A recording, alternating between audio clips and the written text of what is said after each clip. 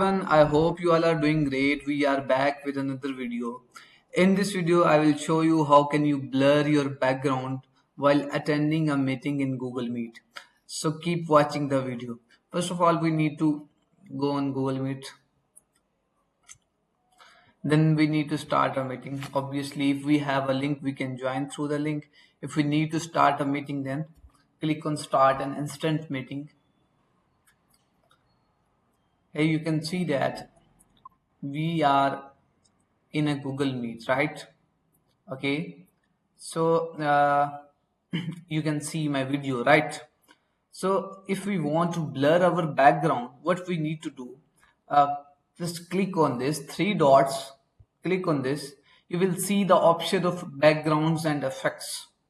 Click on this, it will take you here, and now we have these options, right? We can change our background if we want. Like, let me select this. If I click on this, I'll be able to change my background.